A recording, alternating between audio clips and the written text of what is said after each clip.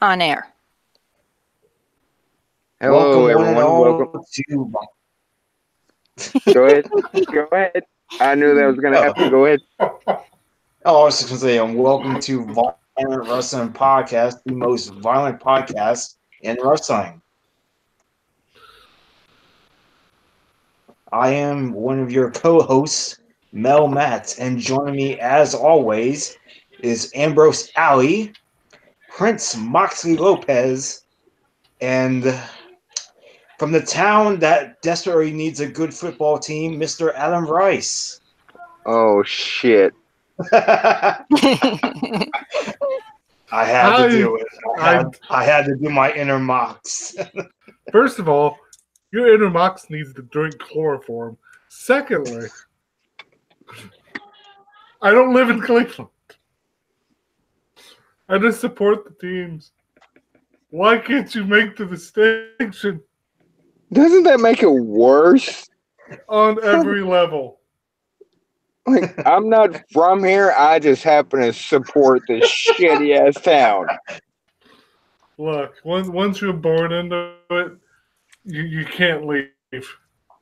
There's like a whole blood ritual and sacrifices, and it's just not worth it. Well, I'll make up for his dig because there's going to be plenty coming later. Thanks for being on, Rice. No problem. Browns still suck. So how's everyone? Doing well. Good. Doing great. Nice. So much to talk about in the world of wrestling in the past week. I'm gonna hand it off to one of you guys to begin where we even start from the last. If you want to do a week and a half, maybe even 2 weeks, where do we even begin? Whenever you guys start, and we'll pick it up from there. Well, I know.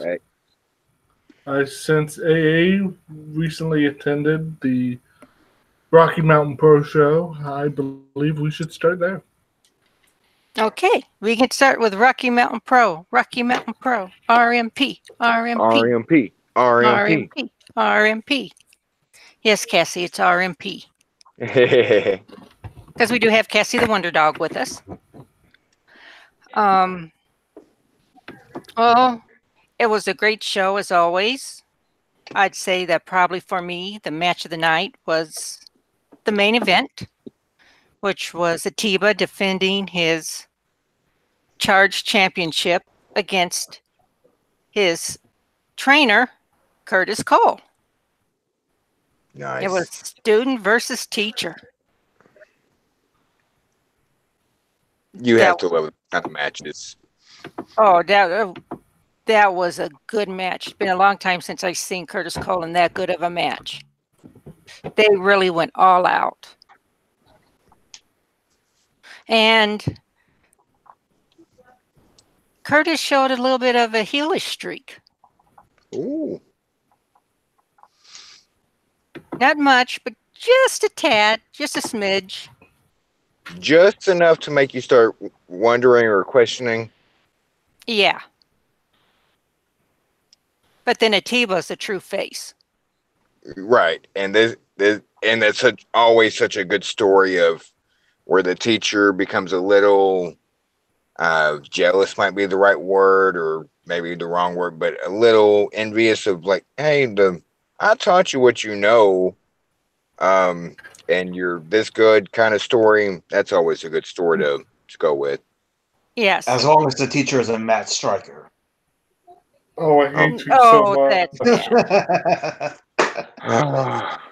You know, it's next week, and I say this every week. Next week we will be back to a 2-man booth because Matt's kicked off the. You know, it's always a good. That's always a fun story when you have the opportunity to do it. You know, and which is rare typically because the guys who get trained are typically being trained by people who are out of the business. So when you get these opportunities, Yeah. And you have it makes for logical and good storytelling if done right. Right. And especially in this scenario where, no offense to Curtis Cole, but he's still an up and comer. Yeah. Like he's still young. And to take Atiba under his wings and Atiba winning the Charge Championship and then defending it against two, I don't want to say brought him up, but again under his wings kind of thing. And um, I don't want to give the results of the match away. I'll let AA finish, but yeah, the not just an easy story; it's a good story to tell in wrestling. Yes, it is. And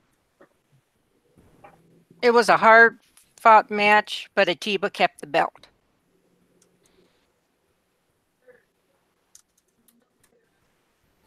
And Atiba's really good. He's He's really an up and comer and everything. I see him going far. I really do. And he's young. He's only like 20. The Something youngest like that. Charge champion. Yeah, 20. The youngest Charge champion ever. Yep. He just has it all. He can talk. He has the charisma. And you know how they had Apollo Crews trying to do the smiling all the time and it never worked? Right. Atiba can pull it off. He can pull off the smiling all the time.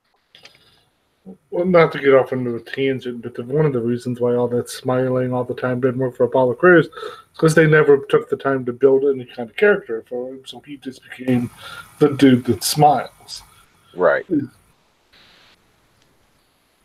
They're still building Atiba's character. Right. As long as you're taking care of the person and making sure there's a character, you can be a smiling, happy-go-lucky babyface. It's been done before. Yeah, but but Atiba, he has the facial features to pull it off.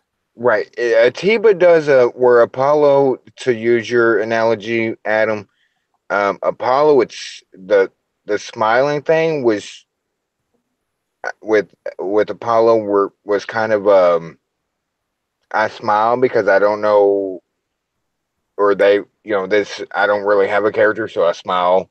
Atiba's smile is like I smile because I know I'm better than you kind of smile. Like it's not smiling just to smile because I don't have anything else to do. It's like a character versus an actor. Yeah, exactly. Apollo was acting.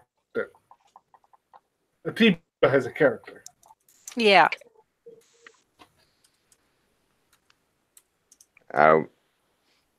And so Atiba retains against Curtis Cole. Kurt Cole. What else? Let me tell you, that match was hard for me. I know. Because I like them both. Yeah. I love both those guys. And they're really, really nice. Isn't that what gets us invested in matches? Like and when we talk about Rocky Mountain Pro, people might have never heard of Rocky Mountain Pro. Hopefully they will, listening to us and explore. They're on Twitch, they're on YouTube, they're on Fight Channel. They just got a domestic Global Wrestling Network. Yeah. But isn't that the essence of a match? Like one of two ways. Either you despise this guy and love this guy, so you want the guy you love to go over, or you love both guys, so you can't decide, but you're happy with either outcome. Right. I mean, you're happy with either outcome, even if you did during that whole match, were just a little smidge for one over the other. Right. Yeah, exactly. Like just I was a smidge over for Curtis Cole. Well, of course. Because he's my number one guy. Yes. What was next match on the card? I'm trying to remember because it was almost a week ago. Yeah, sorry, folks, that we.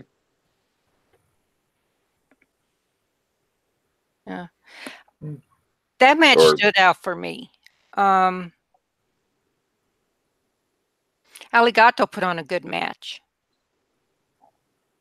But then oh, she always puts on a good match. I was about to say, doesn't she always? She always does.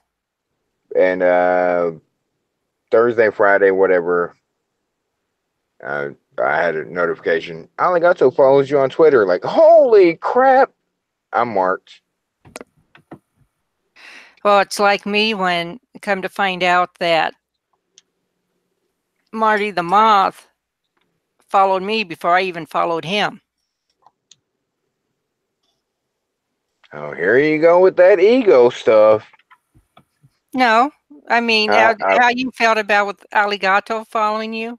It's like I the was same thing. Yeah, I know, but it's the same thing with coming up with Marty the Moth doing that too.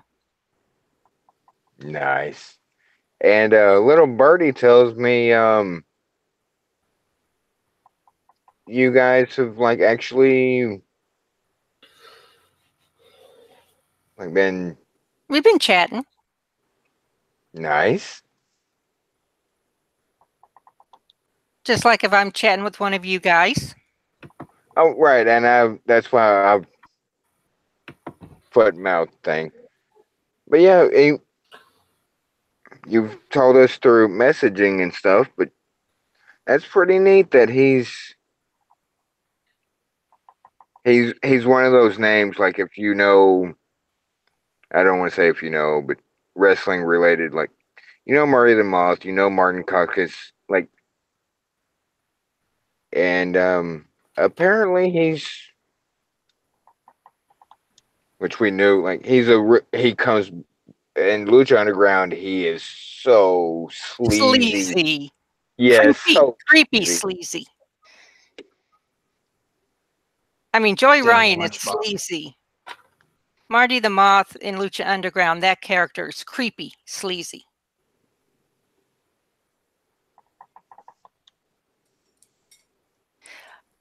But I've subscribed to his Twitch channel, which he does in the mornings. He does with his girlfriend a workout, and his dog steals the show.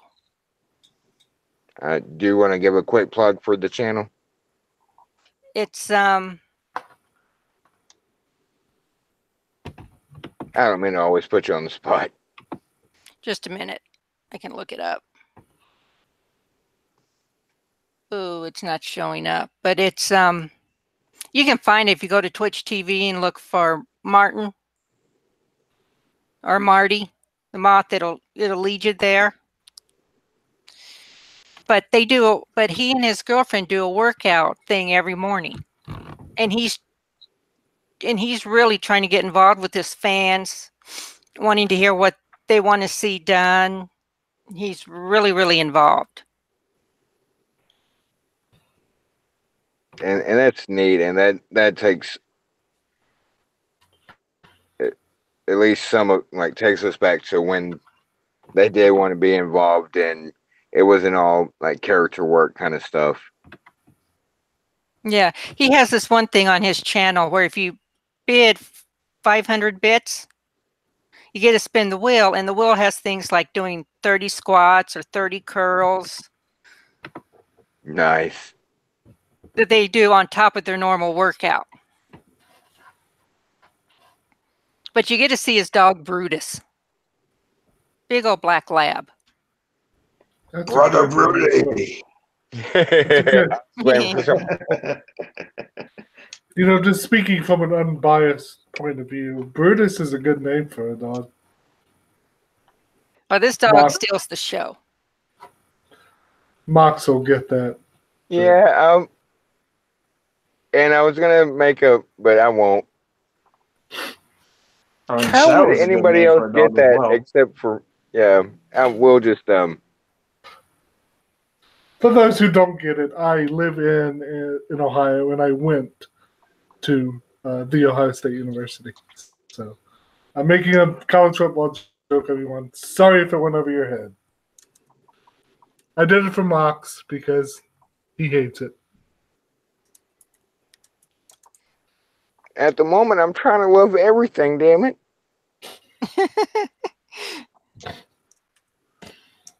But that's really cool that where because like Marty the Moth, like okay, say for instance, like Aligato. I know of her. Probably all four of us know of her. Not everybody knows of her, but Marty the Moth, Martin Caucus, like a lot of people, they might not have seen a match, but the name is recognizable, and that's really cool. That what you've been messaging about, and like how he's been, and how cool he's been, and friendly and stuff. Like that's really cool to hear. Yeah, he really gets in with his fans. Like a lot of the RMP talent does. They Right. really get in with their fans. Very interactive. They are very interactive. For the most part. For the most part. They are as inactive as they can get. They do keep their private lives private, so. Which they should. Yes. That's respectable. But also in RMP, said besides Aligato, Lipto and Dustin Urich teamed up against JK Pop. JK Pop, JK Pop, JK Pop. This is where you and I are on two different sides of the fence because JK Pop sucks. JK Pop sucks. Just straight kayfabe. I just have to say it. They don't suck by any means, just kayfabe wise. Well, yeah, I gotta admit, I love Dustin York's new garb that he wears. His new wrestling gear. It's pretty awesome. Since he left Too Cool. But Marlon, the one who they got to put on the Too Cool tag team, who works with Zero Cool, this guy, he's still a student and everything, but this guy's a monster. Nice. He really is. I was really impressed watching him. I got a feeling give him some more experience and Filter's going to have competition in the monster department. Can't wait. Jumbo even got into the match and wrestled this time. The one who's been following around with JK Pop. Oh yeah. Oh yeah. The real heavy set guy. Yes, ma'am. He got involved and he's pretty good. And just to since their names were announced, and he actually had a segment last night on Monday Night Raw. Guess who else comes from the Rocky Mountain Academy? Otis Dosovic, the Dozer. Yes. Was trained by the one and only Matt Yaden. Yes.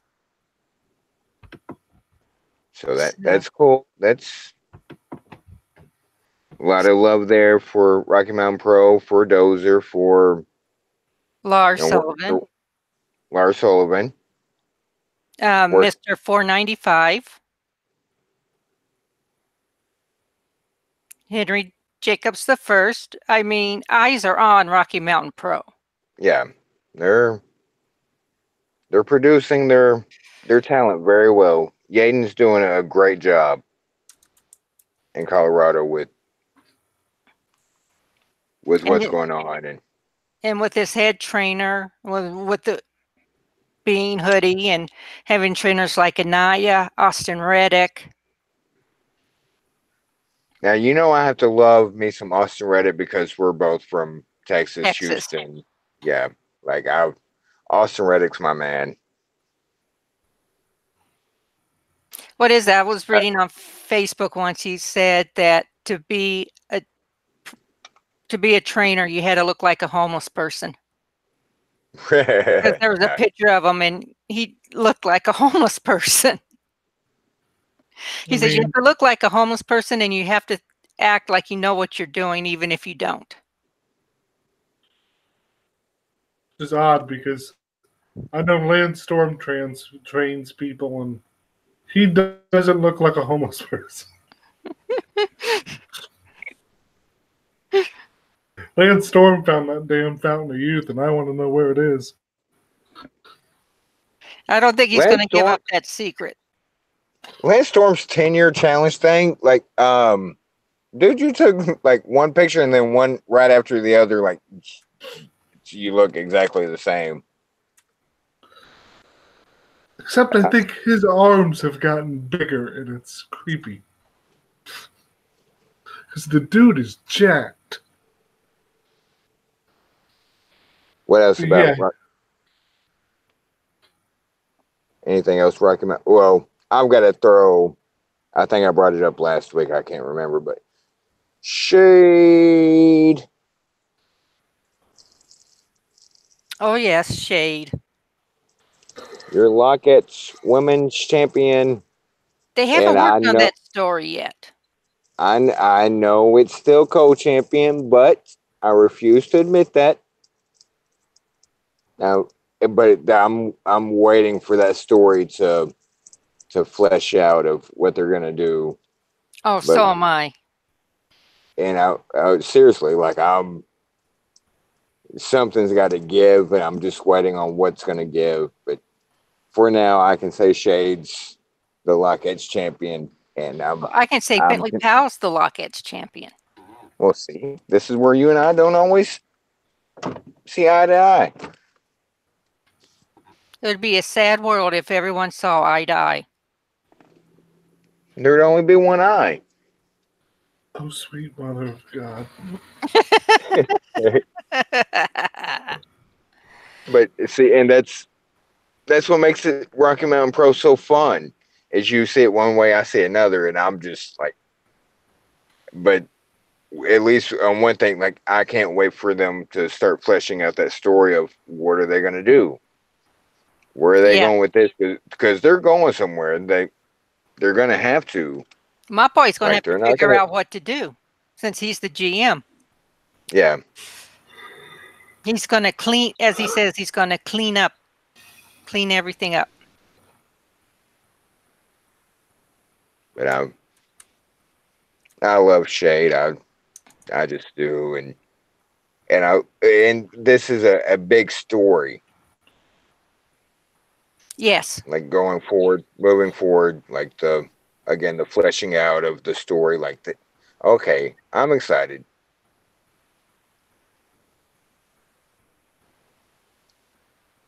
So moving right along, that's about all there was in Rocky Mountain Pro. Since they're going to a weekly show, it's not as long. They do it elevated, and then they do charged. Right.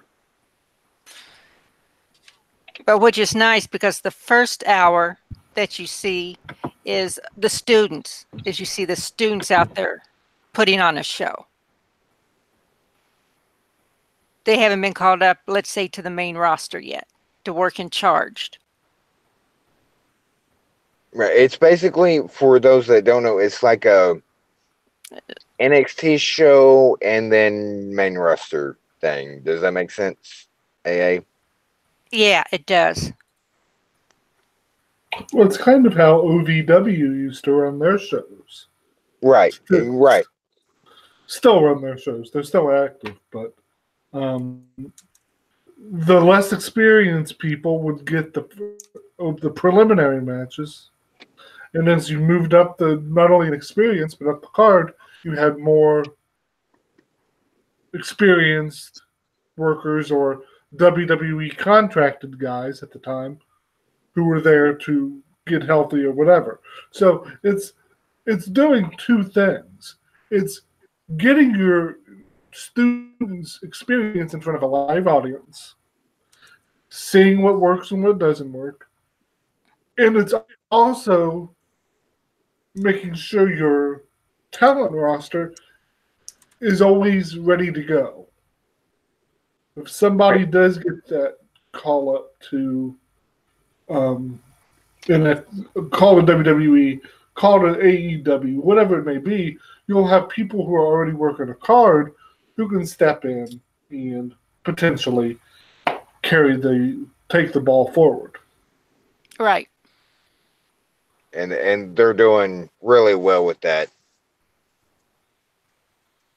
But unless, like I said, as far as on my end, I'm pretty much sure that I could talk about Rocky Mountain Pro for a while, but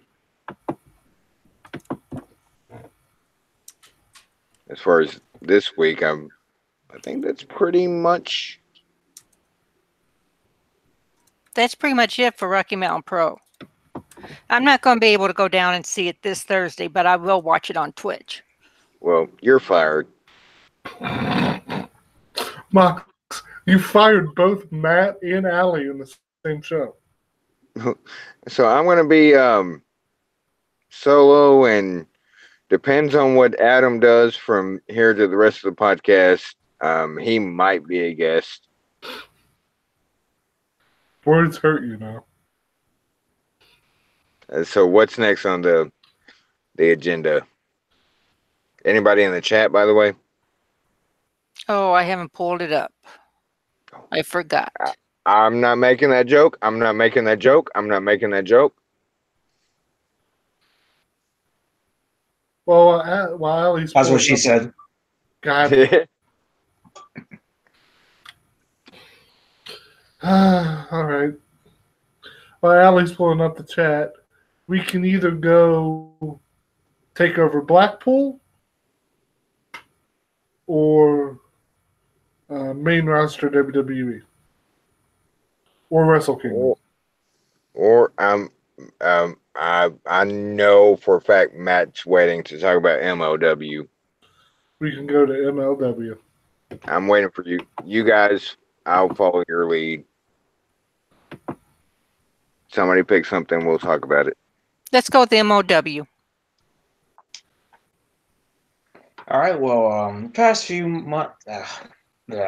the past few weeks have been a bit busy, but there are some big news dropped today, and unfortunately, it's bad news because on April 4th, which is Rise of the Renegades, it was supposed to be Roosh versus LA Park.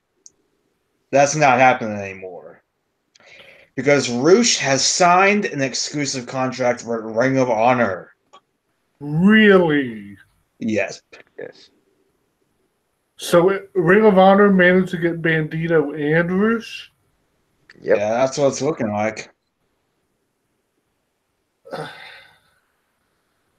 All right, that's a story in itself, but please continue. So we got a few extra fights from 0 Hour. The main event, the world title match with Conan and Loki, it was pretty much what you would expect. There was a lot of interference. The finish of the match was rather interesting, as the finish of the match came when Loki shanked Conan. I'm not making that up. I was about to say, like, when you say shanked, like, you know what the word shank means, and Yeah, like he stabbed Conan in the kidney. Like that's how they did it.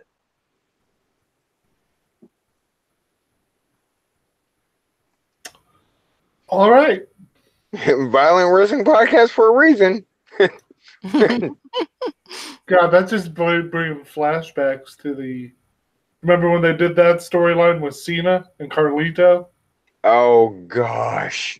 Speaking of Cena and Carlito, they are doing a bit of a similar storyline with Carlo Brazil and Martinez. Ricky Martinez. Ricky Martin? No? Okay. Because Ricky Martinez attacked Carlos Brazil in a nightclub. And now Carlos Brazil was wearing an eye patch for the time being.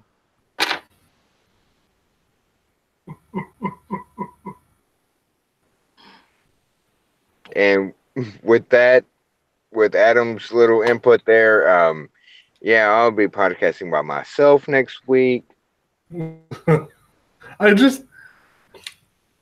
I don't mind seeing companies get creative, because God knows we need more creativity in wrestling and not just some of the same old cyclical stuff we always see. My thing is, when you decide that your way out of this match is for one guy to shank another guy and it not end with the police that I know are in the building coming out and arresting the dude who shanked the other dude,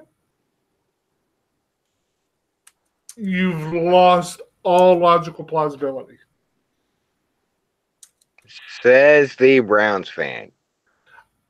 Listen, I can be logical in some areas in my life and totally illogical in others. It's called compartmentalization. Or sociopathy. I haven't decided. I'll go with sociopathiology. Thanks a lot, Ellie. You're welcome. But, and I mean, like you said, Matt, I knew there were probably going to be a lot of smoke and mirrors in that match because, my God, Conan's he's almost 50, right? Yeah, about so. And hasn't wrestled. Okay, now I just need to know: did he shank him with a mirror?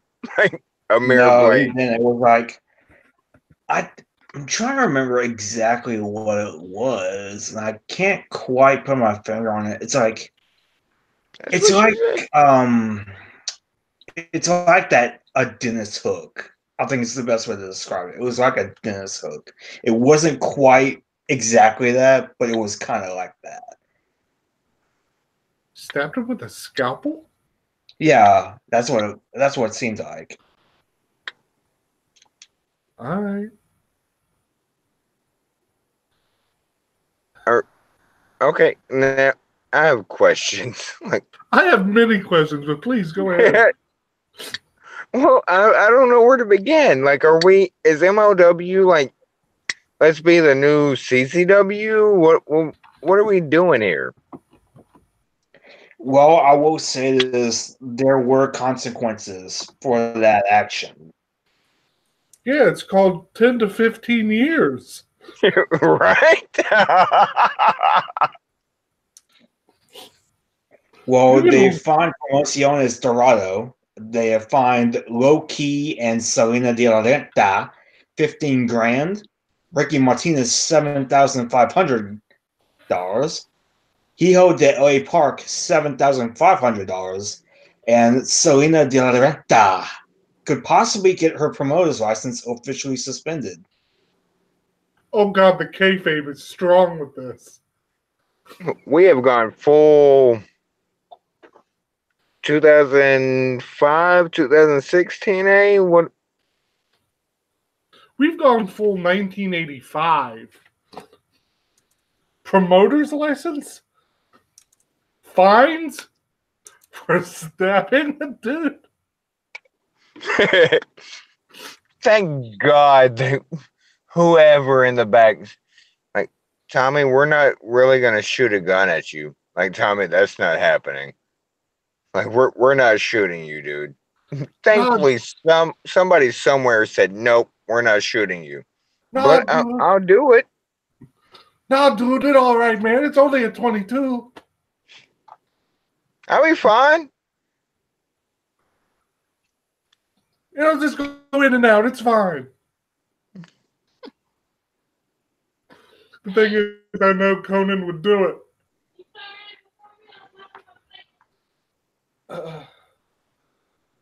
So, Matt, as near as you can tell, because I missed all this excitement, what is the end game here? Well, Loki has a match. Well, If Loki it's has a not match death with match, it Filthy doesn't Tom matter. Lawler. Well, Yeah, Filthy Loki- Tom Lawler and Loki are going to have a match at Superfight in February. It's 7 months in the making. Filthy Tom Lawler is officially cashing in his Battle Riot contract. So it should be a pretty good fight. So hold on, okay. They're going from Loki just tried to commit attempted murder to, And he's done that in the past. So, like, he faced Daga and tried to rip his ear off. okay. I'm trying to put things together here, and you're just giving me more information. So we're going from Loki and Conan are going to have this. Conan are going to have this gangster kind of street fight. I'm going to take your title. I'm going to beat you because I'm from Miami. You know, that's who I am. You know, that kind of thing. Loki plays his game, stabs him, only gets fined, and now we're going on to, well, I guess it's Tom Lawler's turn.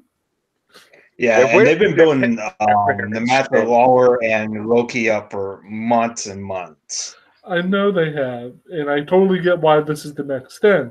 But this is like trying to make a 90-degree turn on a three-wheeler.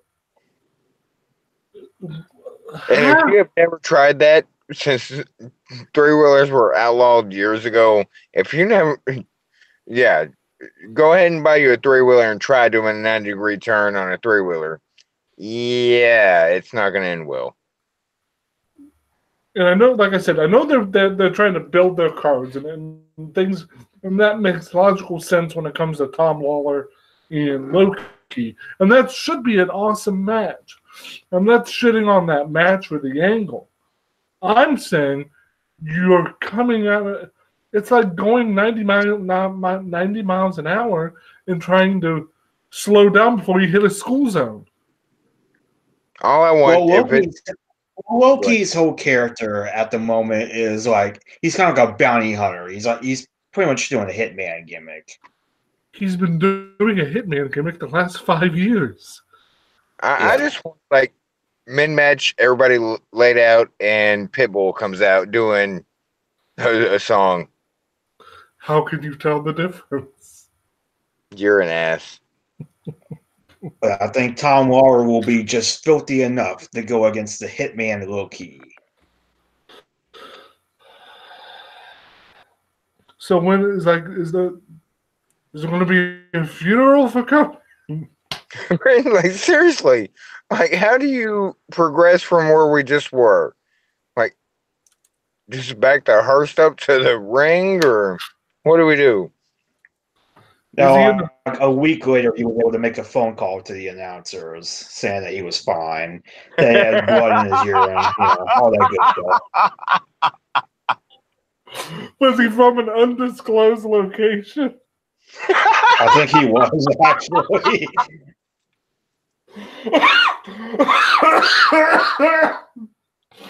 Oh, God, how carny can you get?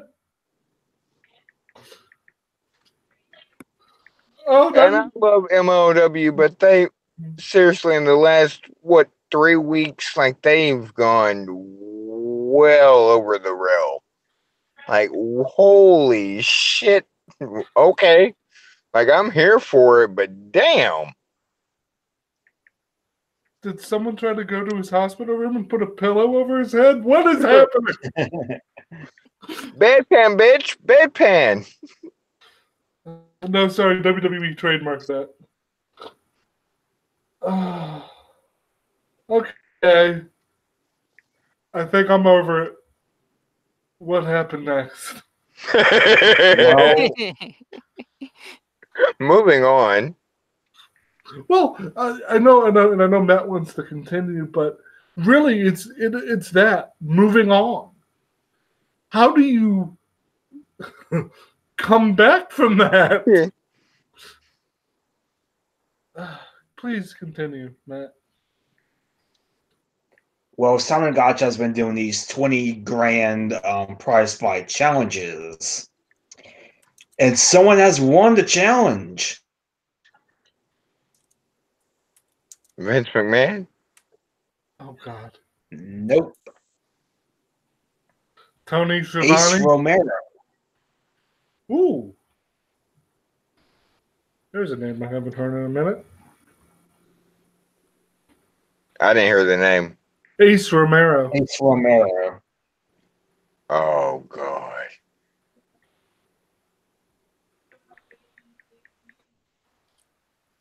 Where did Simon Gotch get 20K?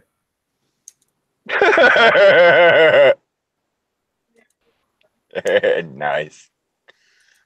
Well, he's friends with Aiden English, who happens to be married to a Guerrero, and So you're saying it's Guerrero money and he expects that to end well? you got the joke. Like, Chavo's still alive, man. I mean, I'm just saying. I fucking love you guys. I love all four of you, or all three of you, or well, Cassie's here, so she counts as the fourth. So how was it, how was Ace Romero and Simon Gotch? Squash match. Squash, squash, squash, squash, squash. Man, Simon, you got kicked out of WWE because you couldn't take a punch. And now you're doing job matches on MLW to Ace Romero. Dude, you got to become an accountant. Oh, God. Uh-oh. That's Matt's dog barking. Yeah. Well, it's good to see. Well, you know what? I will say this: it is good to see Ace Romero back on a televised production. He's a talented guy. Good way to introduce him if this was an introduction. And we'll see where that goes because he could fit right into a mid-card scene and kill it. Okay, you have to clarify. Like, kill the mid-card scene completely, or like kill it in a good way. Kill it in a good way. He's talented. He'll do fine. And I apologize. My medicine time was 9:45 my time, and it's 10:02. So meds are kicking in. So I will. Ha ha ha. Yeah. What else from MLW? I don't think Matt wants to talk to us anymore. What? Yeah, I am. I was riding nightly for a bit.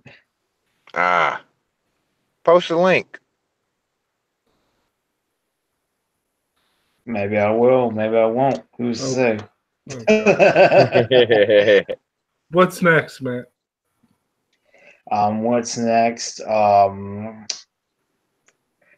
Tommy Dreamer versus Brian Pillman Jr. in a Singapore cane match. Why, Tommy? And honestly, this was much better than their previous match. This was actually pretty good. This was much better than you would think it would be. Yeah, it really was. This had no right being as good as it actually turned out to be. Well, they're finally in Tommy's wheelhouse, so it gives him a crutch. I still don't know why Tommy's wrestling. But that's neither here nor there. But I do have a fun question for you guys.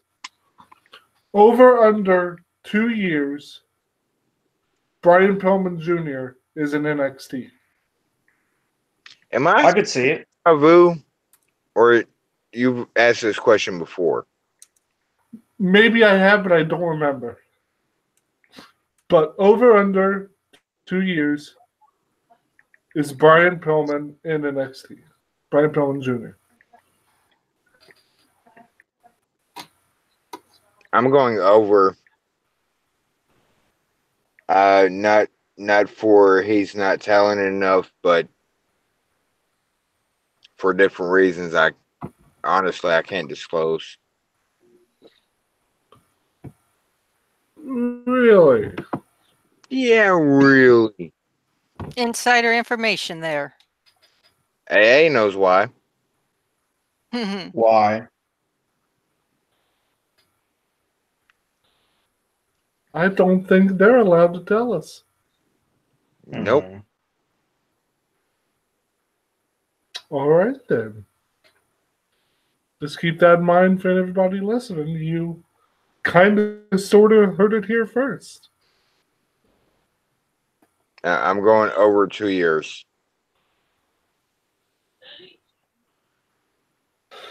I'll go back and watch Dreamer Pillman just to see it.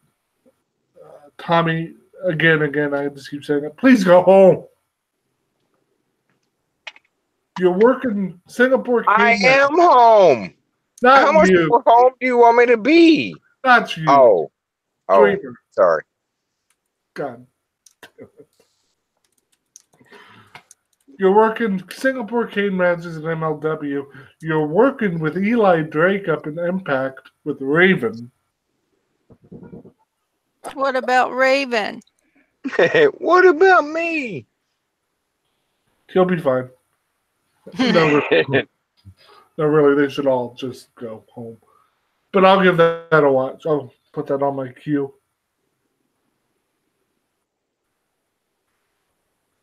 Like a funny thing about this match was Pillman was like just wearing like layers of clothing. Like at one point he just wears like a really like classy button up shirt, and that kind of made me laugh. How are you liking this iteration of the Hart Foundation? It took me a while to kind of get to it because just the way that they would kind of do like these work shoots a little bit, that kind of threw me off of it.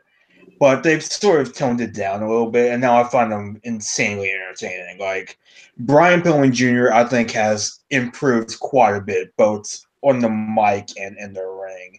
It feels like he is slowly but surely starting to kind of discover himself as a wrestler. And how are you liking the return of Teddy Hart?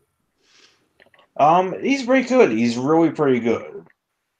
And by Teddy Hart, Matt Adam means Natty's Natty's friend. friend. And if you don't get that reference, it's from Total Divas. Natty's friend. Like, Okay. you motherfuckers. It's like, that's her cousin. Never mind. Yeah. But no, it's not. It was never that Teddy Hart wasn't talented. It was that Teddy Hart is a bit of a head case. Which is kind of I'll go ahead and say it, and forgive me for... Yeah, his cat doing moonsault on MOW. Well, then I don't want to say, because MOW is getting a little too violent for my old ass, so... I don't want to get... Yeah, it's like this web series that they do, which is it's kind of like being the elite a little bit. just with cats. Yeah, like Teddy Hart and Brian Pillman Jr. just kind of screwing around everywhere. It's pretty entertaining. Okay, my mind went to the gutter. So did mine. Oh yeah. Meow. Yeah. Maybe I did it on purpose. Who knows? Oh, God. After Dreamer Pillman, what did we get? The main event was Fred Yeehee, Team Filthy versus Low Key. Low Key won that match, and throughout the episode, Sammy Callahan is looking for Filthy Tom Lawler as a favor for Promociones. And Filthy Tom Lawler gets the best of them. So that ends this week's episode of MOW. Is Fred Yehi still freelancing?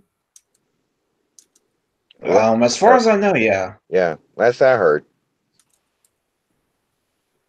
Because him and Jonathan Gresham, I think, are two guys who are on that next group of guys who might get poached, but because they're both really good.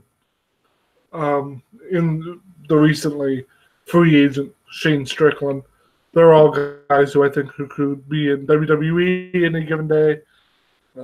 Could be in Ring of Honor. Could be going with AEW. This is the next crop of really good independent wrestlers who are going to get that chance. And I believe Shane Strickland said today that he was officially a free agent. Yeah, either earlier today or last night. Yeah, said he was a free agent. And I mean, it sucks that we lost Roosh in MLW, but if we get a Diorenta explain it to us, everything will be okay.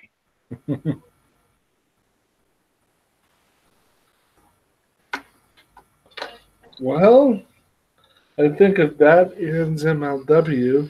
Not just yet. Ooh. Not just yet. What do Oh, we there's got? even more. Wow. Just Time one out, more thing. One more thing on MLW, and this is for Super Fight on February 2nd. Their next.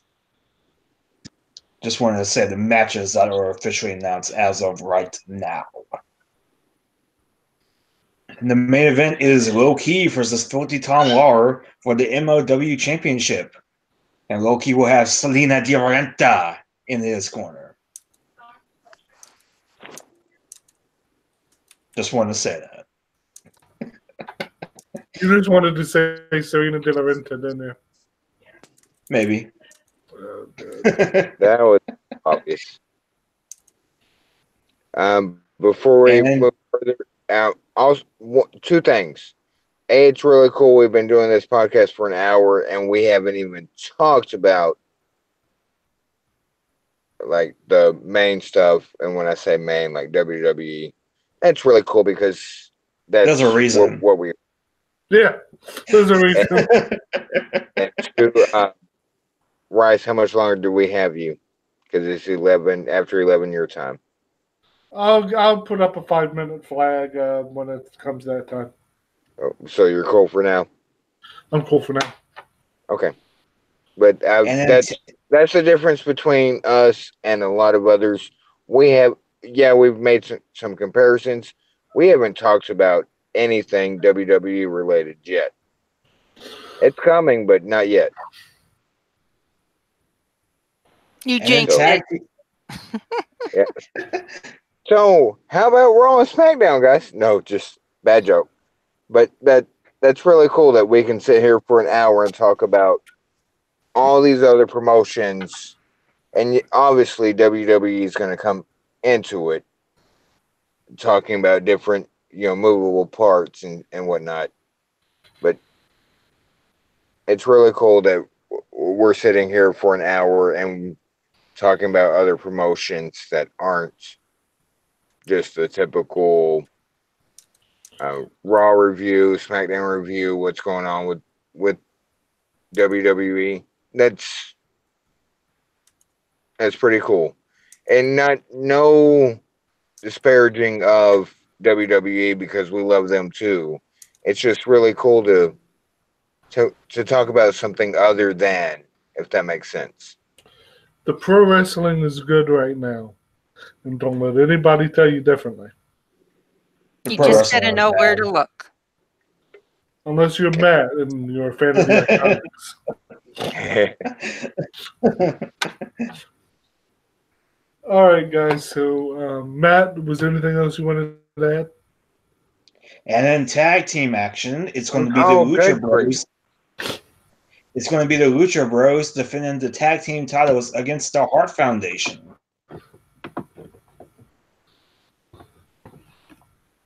That should be good.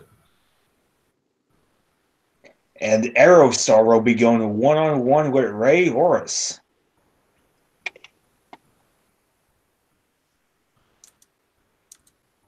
Should be a good card. And then it's the rematch of the century. Ace Romero versus Simon Gotch. Get out. No. And then some more tag team action. It's a mystery tag team match as Tommy Dreamer and a partner of his choosing, or a mystery partner, will be going up against Brian Pillman Jr. and a mystery partner that is yet to be decided.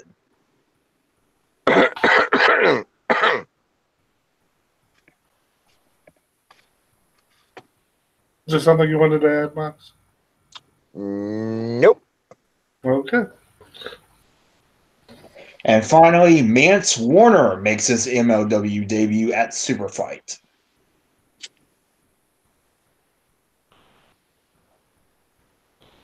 All right. That's actually a pretty stacked card. Yeah, it is. Yep. Plus, Gringo Loco, Conan, Puma King, Ricky Martinez, Myron Reed, MJF, DJZ, and many more. I want to pull an Adam here. Did you say Ricky Martin's going to be the entertainment? Ricky Martinez. Wait. Conan, is he going to be live from his undisclosed hospital bed? I don't know, but they are advertising Conan for the show, so I guess we'll just have to wait and see. And are we sure it's Low-Key versus Tom Lawler and not Low-Key versus the district judge? Loki versus Filthy Tom Lawler is what is being advertised. It is a match 7 months in the making. I'm still telling you that dude's facing 10 to 15. Should be, at least. Maybe he can get it pled down to 5 to 7. I don't know, but still. Right? You know the legal system a little too well, sir. Look, I'm not going to neither confirm nor deny what I know.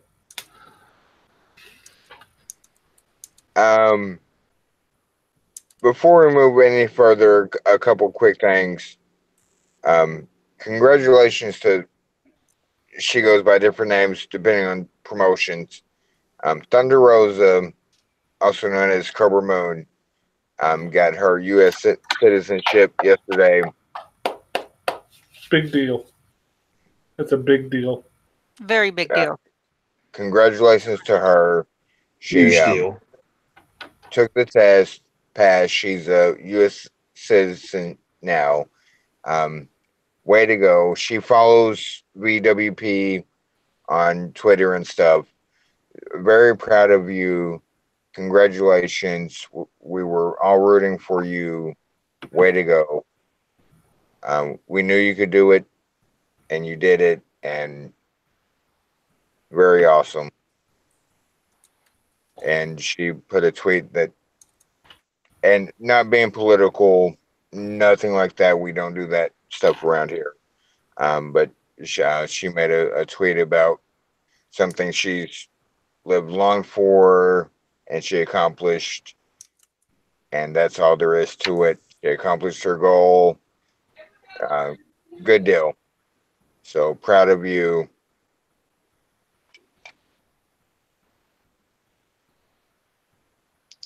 Ask not what your country can do for you.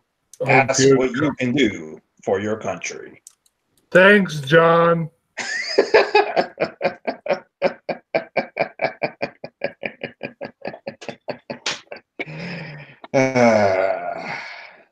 That was really cool because she tweeted as she was going into take the test how nervous she was and stuff, and all the support she got, that she's, you got this, you can do it. And then we didn't hear from her, while she's taking the test, and then we heard like she passed, and that really cool, really cool.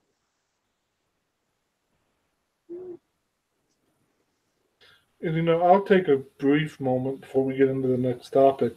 I know this is old news, but they kind of made it new news just the other week by releasing the video on the WWE PC YouTube channel. want to send our heartfelt congratulations. If it hasn't already been done, I'm going to take my time on air to do it myself. To Raymond Rowe of the War Raiders and Sarah Logan of the Riot Squad on their recent Viking wedding. And the WWE was there. They had video. They put it up on the PC channel. If you guys haven't seen it, it is legitimately one of the best things you can watch out there. Not to get all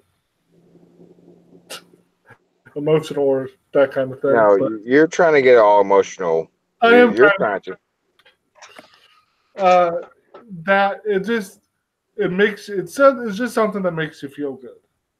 Yes, it absolutely is. And I brought it up to my wife of going on 15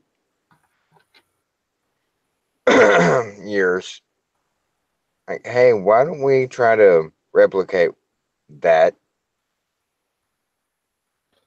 It was cool. No way we I could. assume Shadow was the best man. Dude, I already kicked off the podcast for next week, and now you're definitely banned for life. So Emma and Morris won't be having the Viking wedding? And now you're no one. So, folks, you heard it here first. From now on, it's just going to be me. Maybe AA will show up every once in a while, but from here on out, it's just me. Oh, it's just the best. But no, in all seriousness, Yes. it was. Go ahead. It was a perfect wedding. It was, and they look so happy together. And you see some, and I'm just gonna call them what they seem in the comments. Some in this scenario, it's very few, but there's some trolls. But man, they look so happy, and they look so. That was absolutely fantastic. Love who you love, regardless of what other people say. It was very touching. That was one of the. First of all, WWE production is always first class. Always has been. But that whole thing was about the two people involved. Obviously. And to hear how Ray spoke about Sarah and how Sarah spoke about Ray, you can wipe away the heel and the baby face from it. These are two good people. Right. And you can take the wrestling aspect out of it. They could have met each other anywhere else in any other terms or circumstance in the world. Sarah Logan and there's love there. And if you watch that video, not even just the WWE production thing, but the videos that were captured from other superstars being there, like there's so much love, you can't help but feel it. People, and this is all the last I'll say because it's not exactly 100% wrestling related. I just wanted to get it out there. People have been writing, singing, acting in all their lives, since the dawn of time, trying to find out that mysterious thing that makes those feelings between two people who love each other. What's that like, and what's it sound like? What's it look like? What Sarah and Ray have is that thing. Shakespeare, the only reason we know Shakespeare's name is he made a living off of trying to find out what they have. Yes. And if they could bottle it, it'd be priceless.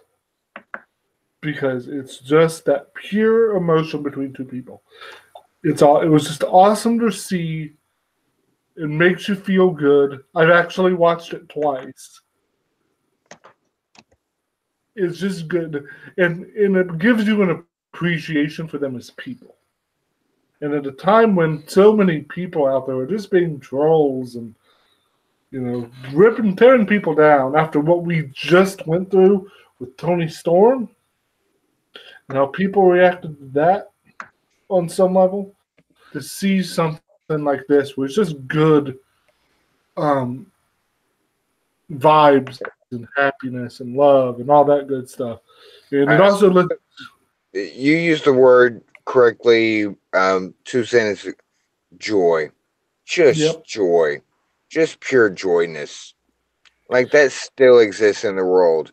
I know people might not think it does, but it does. And it also lets you get a little bit further glimpse of people like Liv Morgan, and Yes. Ruby, and Tegan, and Shayna, and Jessamine. The people who you're used to, Hanson. These people that you know, and you just know them through the other side of your television screen. And you get to see for 10 seconds, if that, in some cases, what that occasion meant to them and how it had an effect on them. And it lets you see them as people. And hopefully, if you get to see them as people, it might make you think the next time before you send a stupid post. And to elaborate on that, always think of someone else as a person. Always. They have feelings. They have shit they're going through. Always think of somebody else before you say stupid shit or mean shit. They're a person too. No matter what. And that was the PSA from the VWP. No matter what. Like, yeah, there's bad people out there and bad people, but love one another. Mm-hmm. It's Like the easiest thing you can do. It literally is the easiest thing you can do is love one another. If so and so does wrong, okay. But if somebody's just trying to live their life and love them back. And also, I kind of want a Viking wedding now. What'd you say? I said I also kind of want a Viking wedding now. Yeah, that's gonna be more than Emma's wedding apparently. Haha! You said it. And you hush your mouth. All right, guys. So, do you want to move on to Blackpool or main roster or Wrestle Kingdom? Who here watched Blackpool? I was there. Panic attacks and anxiety and stuff, but I watched it. I didn't watch it. Boo! I know A didn't watch it. Nope. I was working. I couldn't. I was kind of following along, but I was also kind of preoccupied. Can we leave it at can we just summarize it as Tony Storm's your new UK Women's Championship champion and that's the greatest thing ever and move on from there? Let me give everyone some fair shine here. No. Yes. Congrats to the Grizzled Young Vets on becoming the first ever NXT UK Tag Champions. I know everybody thought that was going to be Mustache Mountain, so I think it's a genuinely cool surprise that it wasn't.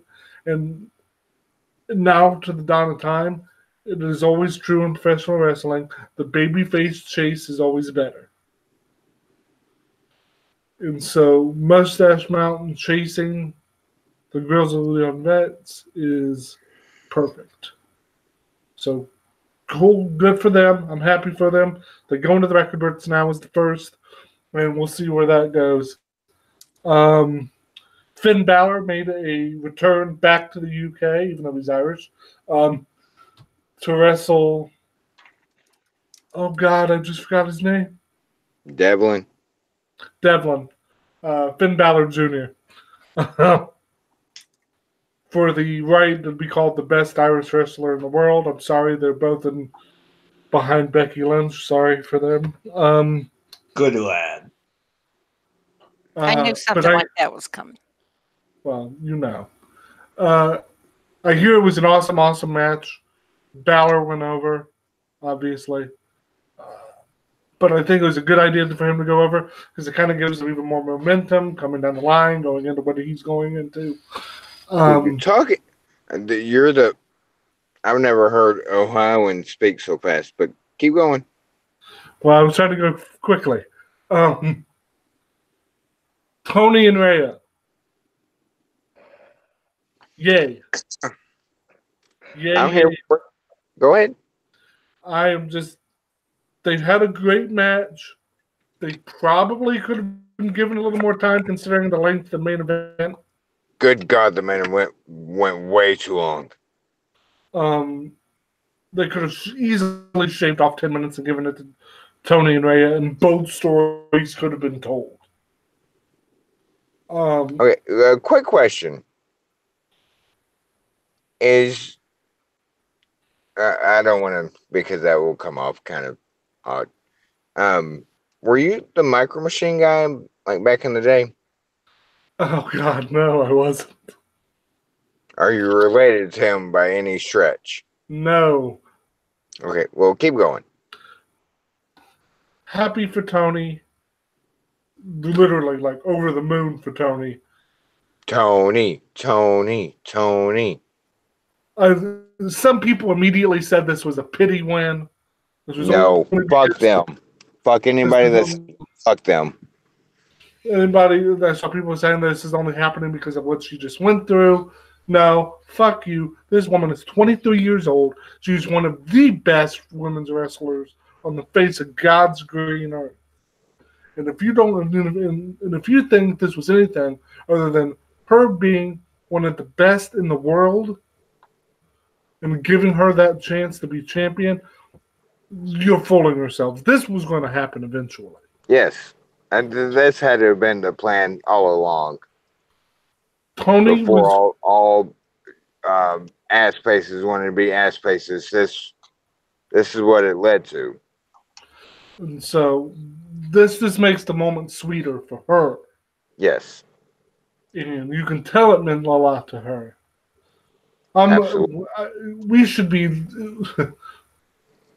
It's quite honestly a miracle she didn't just break down in the middle of the ring. I'll be honest with you, and I'll just, like flat out.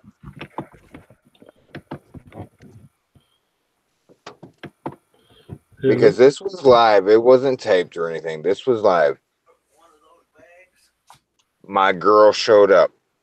My girl performed. She was able to do things that I want to do, which is put things out of your mind. She did. She did the deed. And let's not forget, and let's turn our attention to the woman across the ring from her. My Boo. God, you shut your mouth. This girl is only 22 years old. And she's younger than Tony. By a year. Come on. Well, let's give all credit where credit is due here. Yeah, call a spade I know. Hey, Ripley's good. Yada, yada, yada. Boo. Believe it or not. Why is that not her catchphrase? Rhea Ripley, believe it or not. Why is that? Because that is so WWE that I'm actually thankful they didn't do it. This girl, back to what I was saying, this girl carries herself how Nia Jax should carry herself. She walks into that ring as a badass, carries herself as a badass, and is a badass on the mic. Yeah. And she doesn't intentionally injure people. Oh shit! Matt speaking for the people. Matt's not speaking for the people. He's speaking from the gospel. Oh okay, okay. I like you guys. Okay, maybe you guys will be on the next podcast. All I'm trying to say is Rhea and Tony are the future. Definitely. Like there's no question about it. When you have women, I mean, Rhea's 23, Tony's 22. Tegan is, for the fact of the matter, she's in her mid-20s, if I'm not mistaken. How do you not Tegan's age right off the bat, dude? Because I'm disappointed. Disappointed, and you know why? Disappointed. I do. Dakota's a little older, at 30. You have Sasha Banks at 26. Women's wrestling right now and wrestling in general is in such a good place because those women have 10 years, 15 years ahead of them. And that is so vital to keeping. And I'm here for it. I'm here for all of it. Here for all of it. Give me, when all is said and done, give me Sasha Banks and Toni Storm at WrestleMania. That's the kind of thing that gets fans excited. So I'm happy for Tony. I'm over the moon that Rhea was given the opportunity to be put in this spot, and she ran the ball with it. So I'm anxious to see what she does next, but mainly I'm happy for Tony. And I turn my attention to the main event. Pete Dunne, who's been UK champion for over 600 days, went up against Joe Coffey. Can I just go ahead and say, Joe Coffey was already somewhat of a name. Pete Dunne just made Joe Coffey a name because Joe Coffey was nothing but mid-card kind of. You knew the name, but nah. Joe Hopefully Coffey. Hopefully they make merch for him one day. That way a fan could have a cup of Joe. I hate you. I hate you so much. It's right there. It's right there. I didn't see it. That was low-hanging fruit, sir. That's what she said. Sir. But Joe Coffey should not have put on that good of a match. No, but he did. Joe Coffey is a good worker. He's not. Pete Dunne is excellent. Yeah, exactly. Joe Coffey is a good worker. What we saw at the takeover. Oh shit! Joe Coffey isn't just a good worker. He has a lot of potential. Joe Coffey's going to get an extra 0 at the end of his paycheck one of these days, and he'll have Pete Dunne to thank. But like we said, alluded to earlier, this main event went way too damn long. Yes. Oh. I'm sorry. I understand some people like those New Japan epics that go on for 45 minutes. Not every main event has to be a New Japan epic. And not every New Japan epic has to be a New Japan epic. Right. Because that was my problem with Omega. That whole 13, Wrestle Kingdom 13. Like, that match went way too long. Like, holy shit. Self-editing is a good thing. So that's all I want to say. But the story of the main event isn't that it was Joe Coffey versus Pete Dunne. The story of the main event happened after. My guy, my boy, don't ever slap my chest because I'm dead. Walter. Well, Jester's in here saying he has to disagree. The main event was amazing and told a great story. I'm not saying the story wasn't good, because it was. I'm saying they could have told that story in 30 minutes.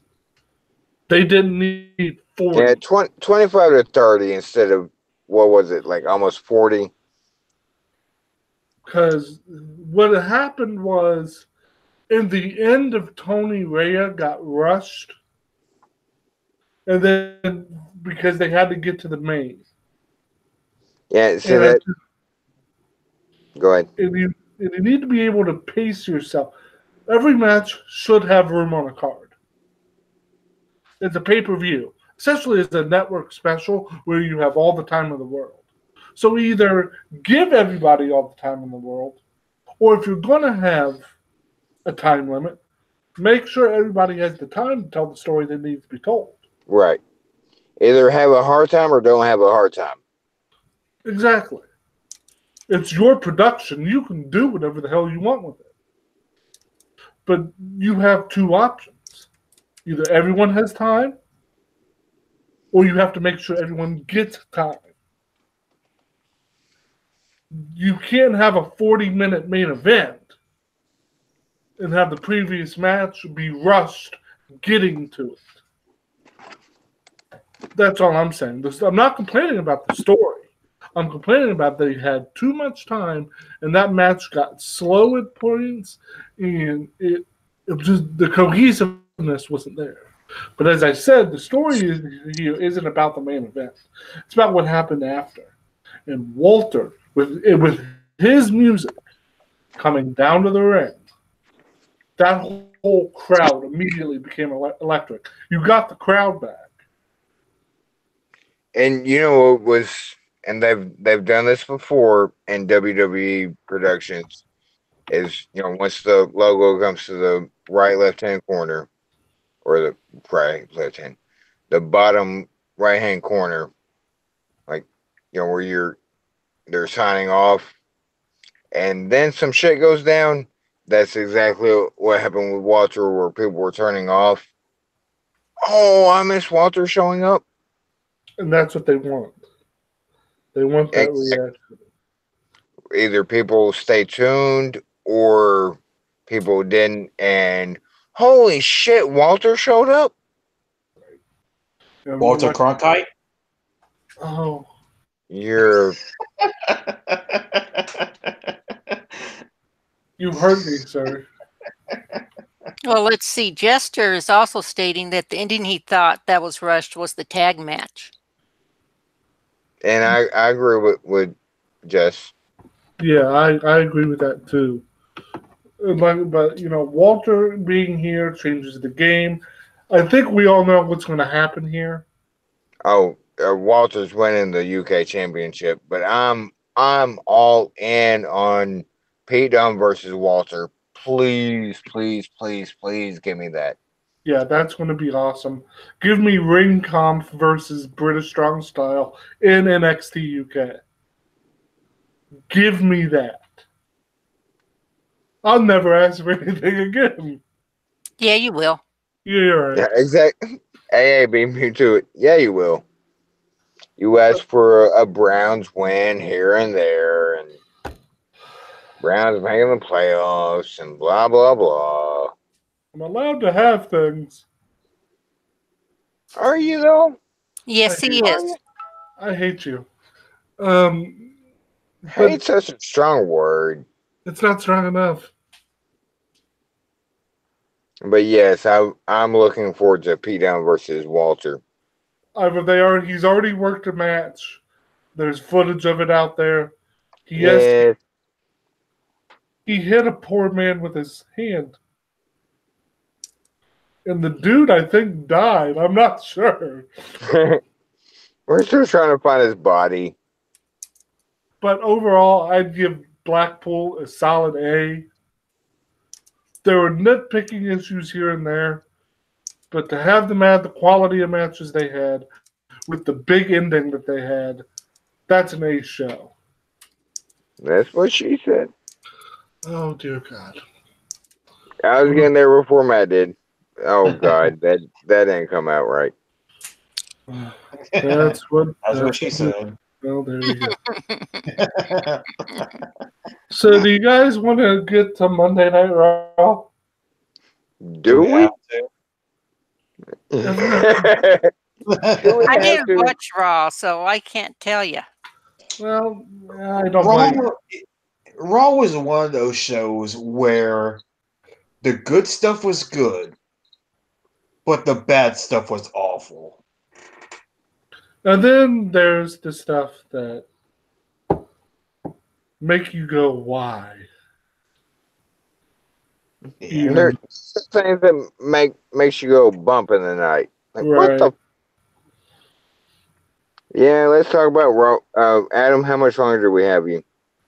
I can do Raw real quick, and then I'll split. Like, are you literally gonna do the splits on camera, or? No, because then someone will have to call the EMTs. Uh, Raw, like Matt said, had good points, bad points, and what the fuck points. Do you want to go from good?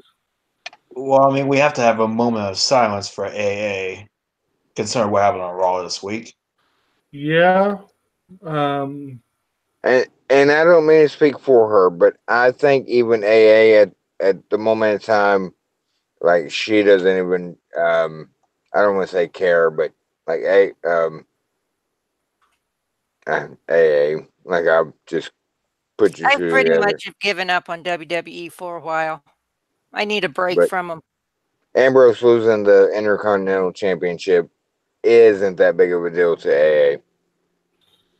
It's really Nope. not that big of a deal at all. Exactly. Ambrose losing the belt to, Lashley.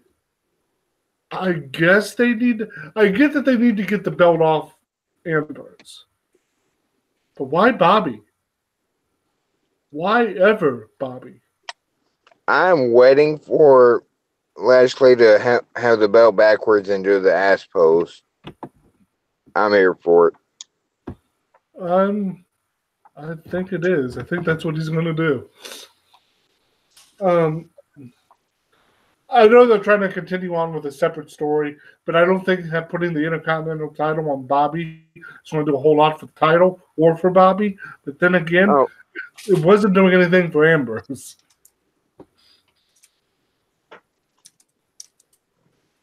They over intertwine too many stories with the IC title. Yeah.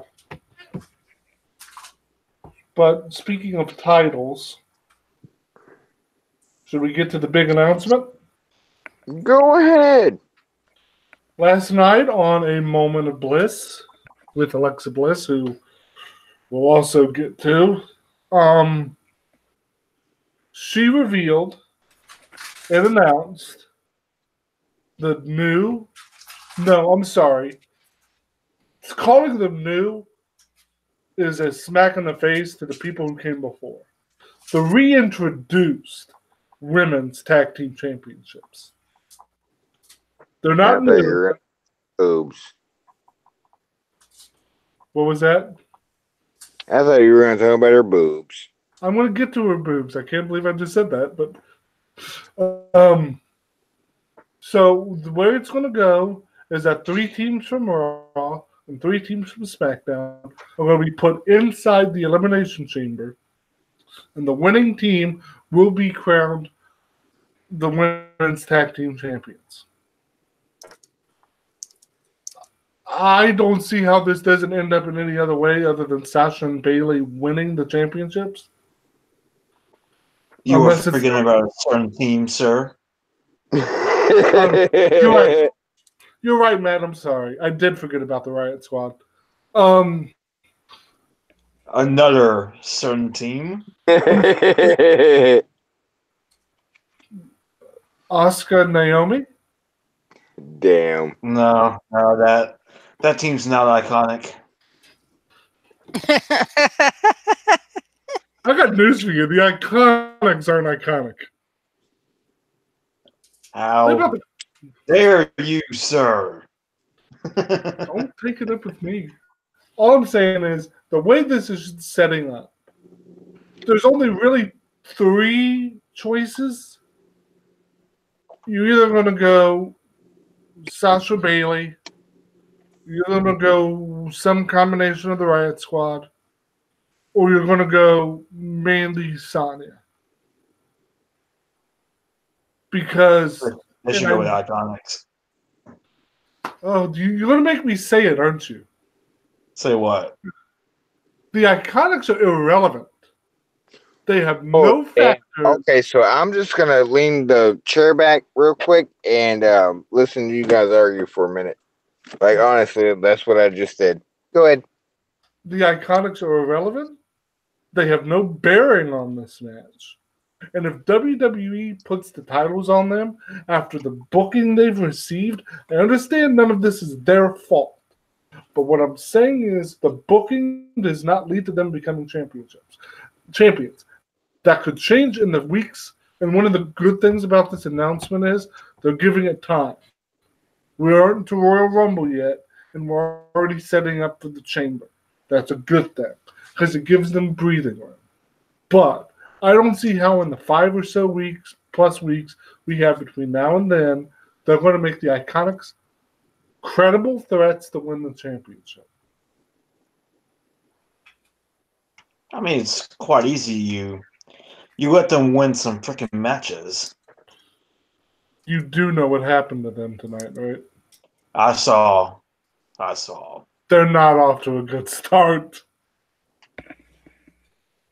I mean, Peyton Royce. Billy Kay got bullied by Asuka. That was a heel turn on Asuka's part. I don't think she went far enough. I heard that. I know you did. Peyton Royce got punched in the throat by Becky. Literally. I mean, they did mock Becky before the match, so justice. The thing is, but this is where we're standing right now. I don't see how the Iconics come out with those championships, out of the Chamber at least. I'm not saying they're not going to win them sometime down the road, but as we stand right now, either Sasha Bailey, the Riot Squad, or Mandy and Sonya. And even then, to me, it just feels like a Raw team is walking out with that belt, those belts. I don't know if you see that.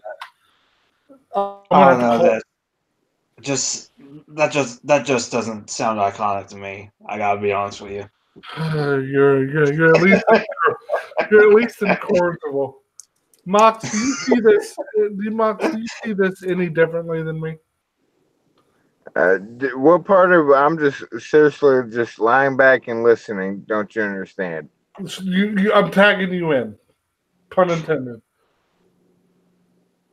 What do you think of the belts? What do you think of it being put in the Chamber, and who do you see walking out?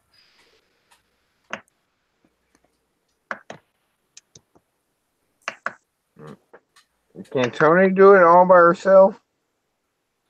No, Tony can't win. Tony can't win them all. Damn it. You're actually going to make me move my microphone closer to me. Because I was like, I wish I had my camera on. So, because I was just letting you guys discuss. Talk, you lazy bastard. Hey. Get a good head coach, you lazy bastard. Can't have them all. Where were we? Tag championships. The belts didn't get. It's obviously going to Bailey and Sasha. Yeah. Obviously. Any chance Riot Squad walk out? Would hope so, but do I think so? No. That would be the best outcome. Fucking just do, if for lazy for no other reason, do New Day with Riot Squad. For no other reason. 3 competitors, tag team champ, and they can, go back and forth. Like who's actually competing in the match. For no other reason. Yeah, they didn't set them. I will say this: they didn't set themselves up well here because like I said, a Raw team's leaving this chamber with the belts. Nine I, times. I believe it was Matt earlier, and I believe it was the Daily. That it might have been you. Like a tournament of some sort would have been better than just like throw teams together in a chamber match.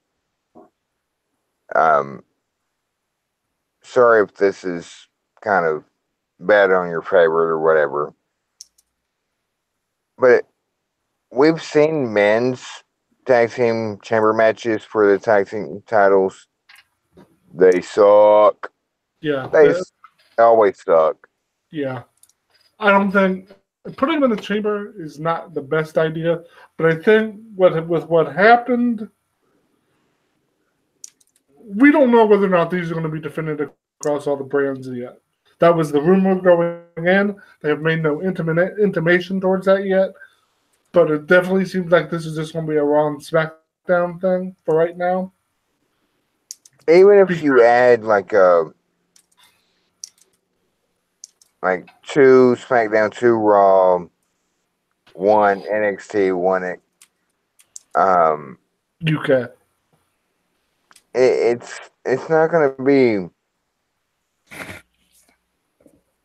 it's not gonna be a good match. I'm just gonna go ahead and say it. It's gonna be a clusterfuck. Yeah, it probably will. I would have preferred a tournament, but I'm happy the belts are finally here. Oh yes, absolutely. Like okay, we and I'm hanging my hope on that. Like okay, we at least this it has come. At least we have this. But how they're deciding it, could be better. It could be better, but we'll see what happens. And since it relates to what the announcement, Because all I see when it comes to tag team um, chamber matches is Kalisto not having a fucking clue or trying to hit a spot and just hanging or dangling. Can somebody come over here and catch me? right? I've been waiting for 5 minutes. Can somebody come over here so I can land on them? Yeah, Sasha's going to kill herself. She's probably going to. It's midnight. Go to bed. It's probably going to. She's going to do something in the cage to get a reaction. Be like you said, it's all going to be a mess. Would have preferred a tournament. They had time to do a tournament. Yeah, But why don't it's you? just not iconic. Of course, but you make the. How is this not like given all the other circumstances? Like given all the other rumors of who's doing what at WrestleMania, have the freaking have Elimination Chamber, and I know there's Fastlane coming after, but have like weekly elimination stuff. Make Elimination Chamber not an Elimination Chamber match, but the quarterfinals, the finals for each brand or for whatever at Fastlane, then have the finals at WrestleMania. There's Like who's going to be the first? Since they want it, WrestleMania is a big deal. Who's going to be the first? And it's not even first, like Adam alluded to earlier. It's not the first, but who's going to be the new women's tag team champion? Have the finalists compete, because that kills, not kills, but makes so many let's say it's Bayley and Sasha versus who and who. Say it's who and who versus who and who. Put them on the main card and they're fighting for something. Like it's not that hard. Tournaments bring out the best in television, in my opinion. If you do a tournament right, it should be compelling television every week. Right. I don't know why they didn't do it. I can think of a few reasons. But like I said, I'm happy the belts are here. But before I go, I did want to hit this point because it ties into this segment because it became a major topic out there in the social sphere. And I don't mean to cut you off. I swear to fuck if the Bella twins.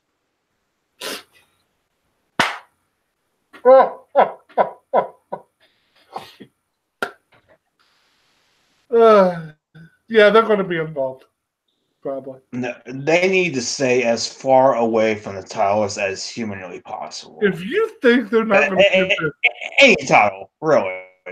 Not even that. Stay off my WWE TV. Like, I can pick and choose when I watch Total Divas. I do not watch Total Bellas at all. Stay the fuck off my wrestling. Please, thank you, and goodbye. I don't know if they're going to risk Nikki's neck in the chamber. I don't think they will. But if you don't think the Bellas are getting a tag shot and are not going to have a tag reign, you're fooling yourself. It's going to happen. This is why you're a bad person and you should feel bad about yourself. I do. Every day I look in the mirror. You see, Adam, just a Bella Twins title reign. It's just not iconic. God damn it.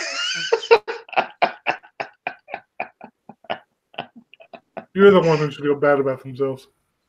But it's related to this segment.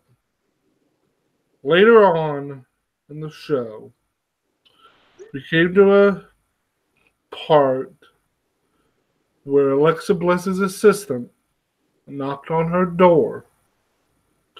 And we see him walk in, and what we are shown is an Alexa with no top on, with her back to the camera. As she turns it around to admonish the assistant, she has her shirt over her chest. And did you even knock? Did you even knock? Yes, he did. They showed him knocking, but I was right fucking there on the other side of the door. I heard you knock.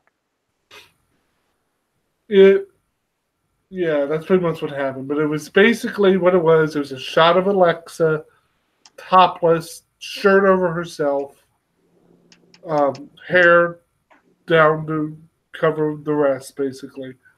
And it was a 30-second segment, but it became a whole thing online.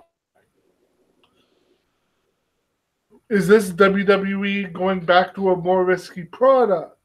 Is this them just wanting to do something with Alexa while she's on the shelf? Is it both? Is it neither? Is it going to happen again?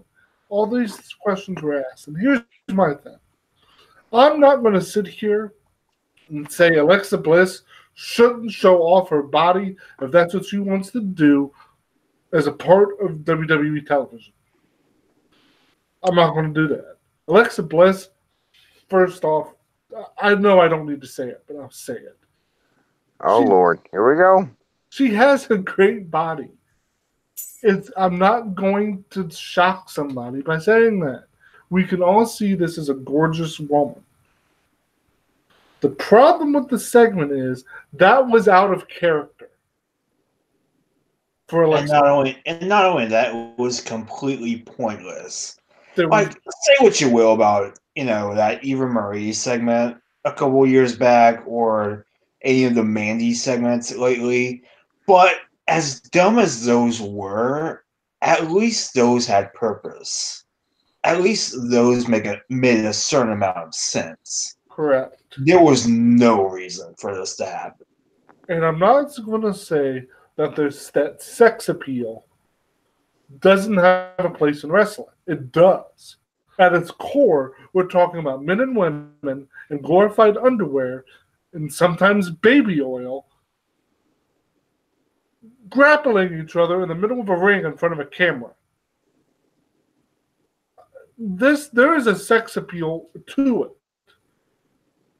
So there's an importance of sexuality in the product. It's inherent. It's there. There are sexual gimmicks in wrestling. Mandy Rose is working a sexual gimmick, kind of. Scarlett Bordeaux in Impact literally just last week gave a lap dance to 56-year-old Scott Steiner in the middle of a ring. Her gimmick is all sex. Sex has a place in wrestling just as it is in life. There's ways of going, just like in life, in any other portion of life, there's a way to do it correctly. Wow, that's what she said. And there's a way to do it incorrectly. What they did last night was doing it incorrectly. And as I said, that does nothing for Alexa unless you're changing her gimmick. It is nothing moving the story forward, and it should always move the story forward. Right. If everything you're doing is not in service to the story that you're trying to tell, then it's, and I hate it, it's going to sound weird in the context of this conversation, it's pretty much just virtual masturbation. You're doing it for no reason other than to do it. Yeah, I mean, between the Alexa segment and the Mandy segment from tonight, it's clear that at least one person on the creative team was sexually frustrated this week. Kevin Dunn. Sorry. No, and I make the joke about Kevin Dunn because he has a history with this, but then you get to and a shout out real quick because poor Ivelisse, with her Lucha Underground being tied to that contract, and she's been trying to get out of it, and Ivelisse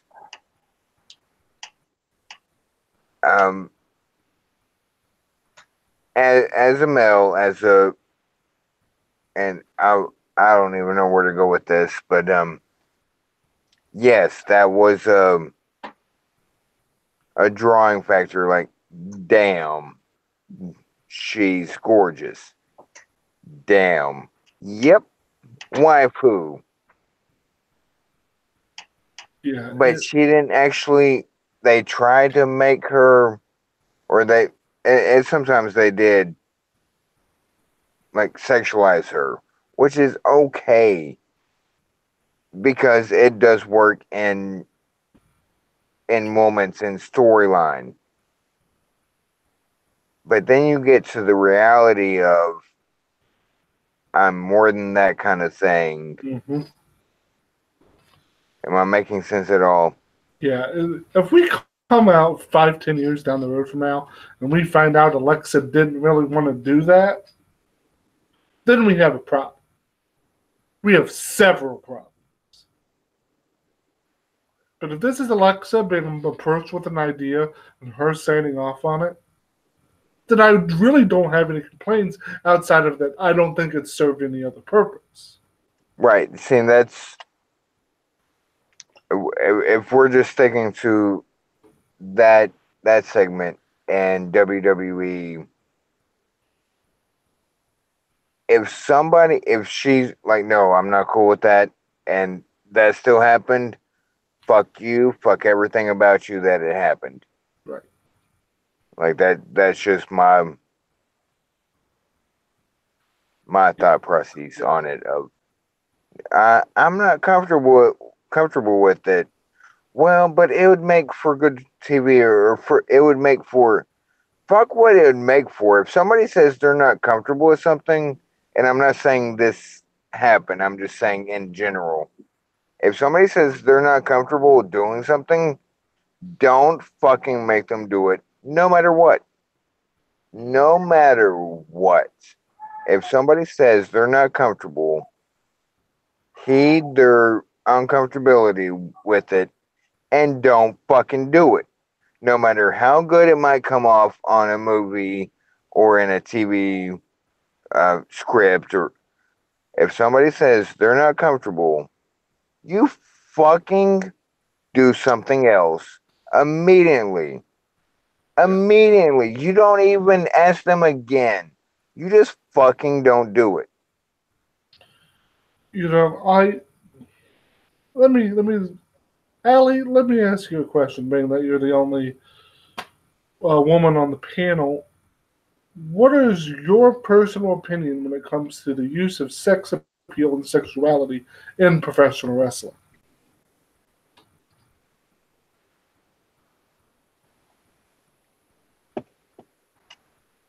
Allie? Hey, Um, hey. yeah, I'm trying to think of an answer that doesn't get me on a soapbox. Oh, please get on a soapbox. Please. Um, I won't Albert? get on a soapbox. I'll just say I don't think it needs to come into it because they don't play it up in a lot of your some of your other independents. They don't play up the sexuality part. That's fair. Yeah, it is very much a WWE or televised product then, where you see this kind of thing. Um, and My thing, going back to reiterate, like, okay, I'm a man. Like, okay, I'll be honest. Like, I'm not ashamed to admit, like, hey, I like this, I like that kind of stuff. But if the person doing it is uncomfortable with it, fuck the person behind the person making them feel uncomfortable of feeling having to do it. Fuck yeah, all of that. yeah, I'll wrap up because I will step away now. But the way I look at it here, and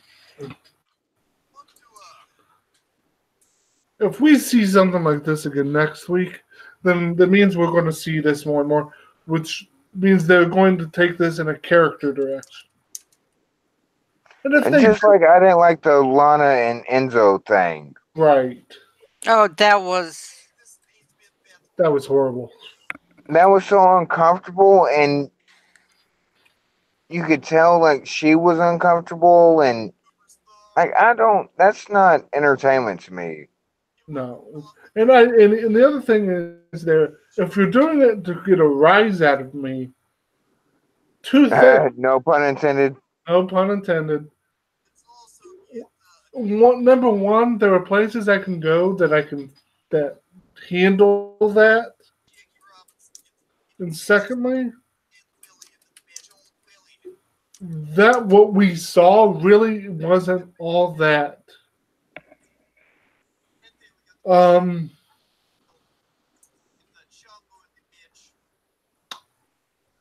it was teasing. It was Right. teasing. It was just playing around the edges, going. Like when Eva Marie had her wardrobe malfunction. Right. Like that was perfectly fine in my opinion. Just as can't wrestle. Nobody saw boobs, and It if was she was okay with that in that scenario, that's fine. If Alexa was okay with this, but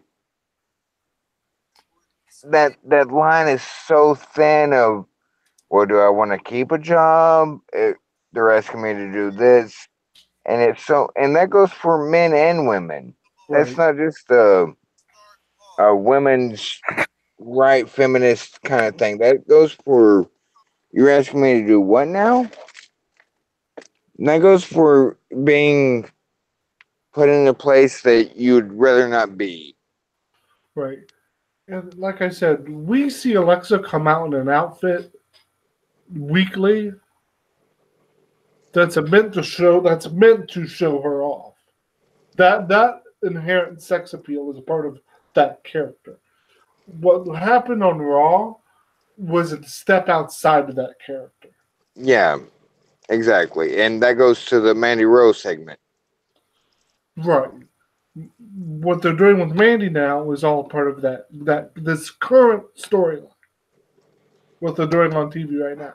And like I said, if they do some sort of sight gag next week where, oh look, you almost saw her butt or something like that, then this is taking a character turn, and then we can evaluate that at that time. But right now, I'm going to say to end it so I can walk away eventually is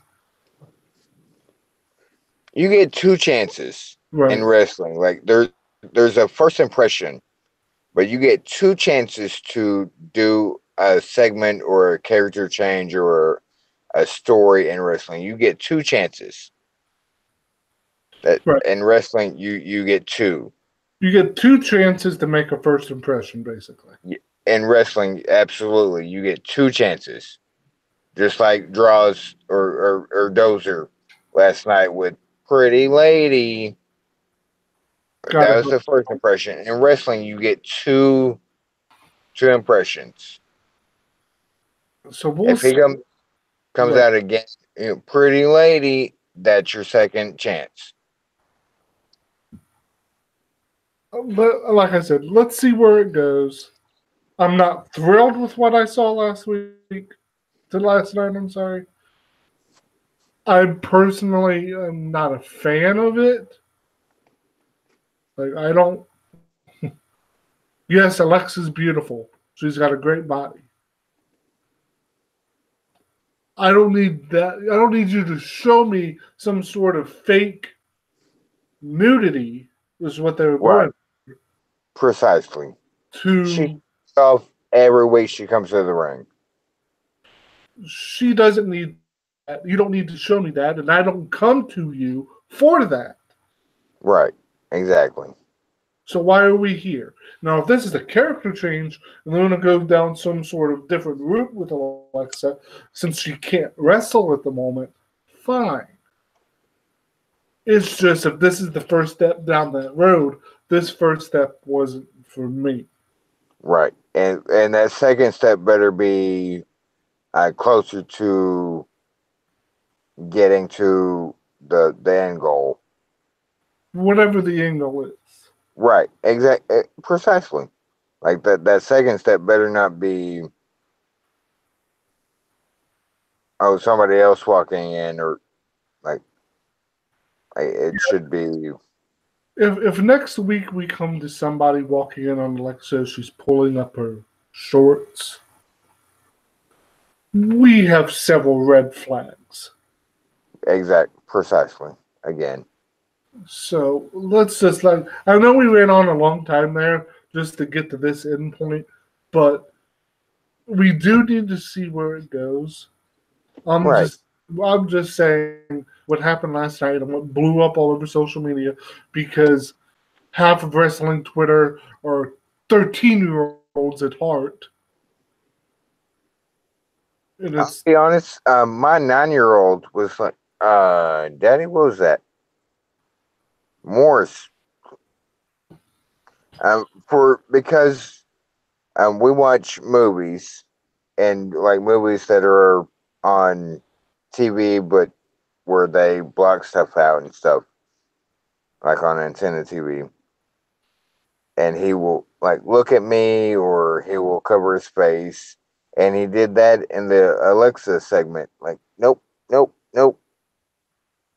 And if that repeats itself next week, then, like you say, we have a problem. Yeah, Alexa doesn't need this added exposure. LOL. But if she's a 27-year-old girl, she wants to do it. She's more than welcome to. I'm just saying. Right now, it's not for me, and I'll leave it at that. Same with me. Let me quickly say thank you to Mox, Alex, and Matt for once again graciously allowing me to be on the show. I went a little bit longer than I probably should have, but when I started talking, what she said. Damn it! Where can they find you, Adam? If you want to find me, you can find me at PWFanner1 on Twitter. Ohio State Emblem is where you can find me. I'm also in the daily and in the nightly over at Cateside Seats. And I'm typically a guest star on whatever show will have me because You use the word star loosely there, sir. guest, I'm a guest person on these shows. So You're whenever a guest, we couldn't find anybody else, so here you are. you at least could have had I, me, let me have something. you know, I say that out of love, and I asked you to be on because in case I couldn't go through with it, like I Yeah. know who could replace me, and that's the one and only Adam Rice. I say that out of love. I give you shit, and for those that don't know mine and Adam's relationship, I love Adam. I love him to death. He's a brother to me. I'll send the check in the mail. Um, And his guest spot tonight was simply iconic.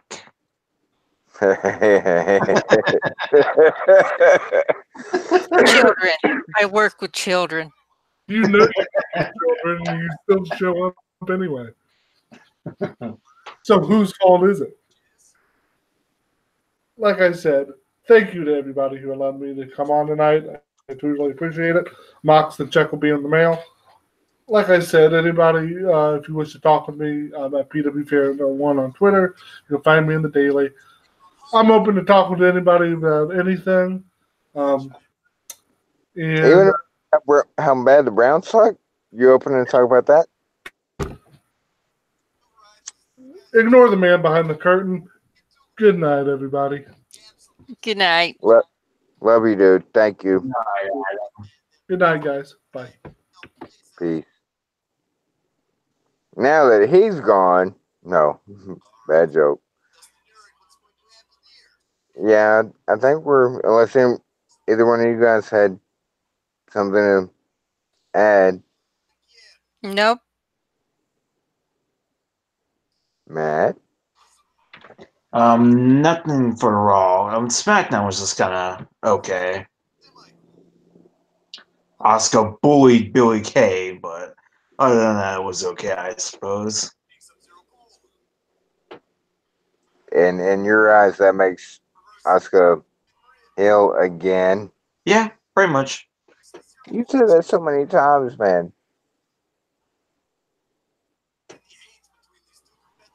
But she bullied Billy Kay. And let me Yeah. Fox, that's just not iconic.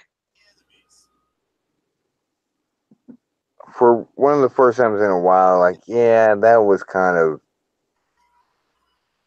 I don't want to use the word bully, but that. And I damn sure don't want to use, like, you sent a message earlier, like a heel thing, but yeah, that was kind of not cool. Like, damn. And a Miz segment that went way too long, like 30 minutes worth. And we also have to shed a tear from Matt DSM because Milla and Sonya was supposed to take place tonight, and it did not.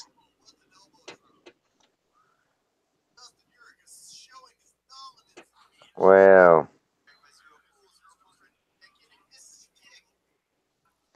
they'll get their time. But Andrade Cien Almas and Rey Mysterio was a great match. Zebra and a Tux will definitely like that. Yeah, it was a great match. It was really, really fun.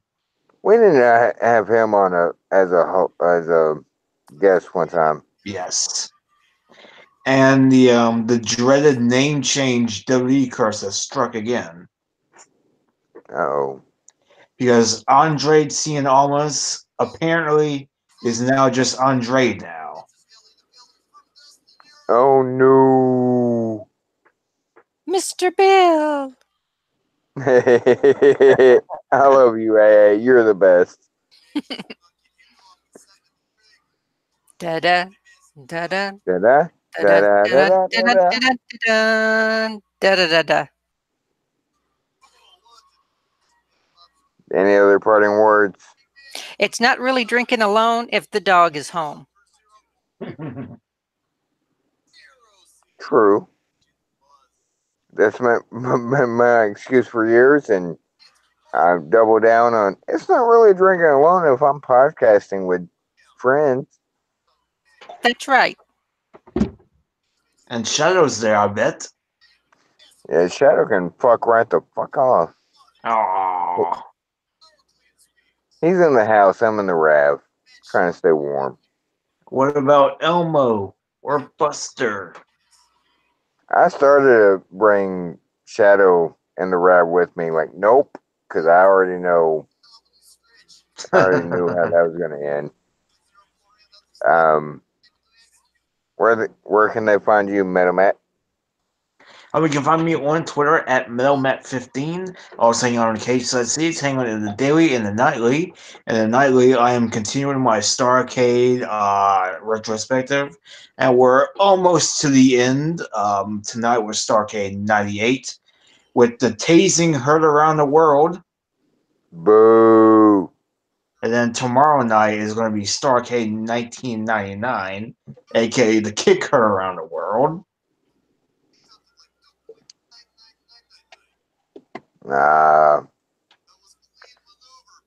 Basically, aka Bret Hart, no longer wrestles. Pretty much. And based on what I've seen of the card so far, dear God, you could tell that Russo was in charge at this point. You Yep. really can. You can tell when he went from WWE to WWF. Because, like, a lot of the matches are apparently gimmick matches. Sid Vicious and Kevin Nash are in a power bomb match. I misspoke. WWF to WCW. And Russo's a cool guy. But yeah, you can see the pendulum swing.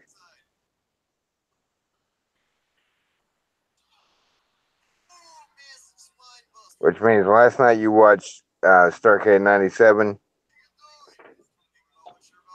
Or yesterday? I think it was like, the night before, because I worked yesterday. Bless your heart. It was right there. It was right there. Mm-hmm. And they didn't go through with it. Ugh. Starcade 97 will always piss me off.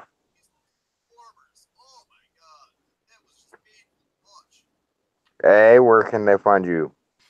Well, you can find me on Twitter at Lady Roshana, or you can find me on Twitch at Violent Wrestling Podcast, no G.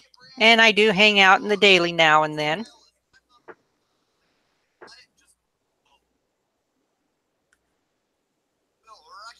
Tomorrow, I believe this is going to happen.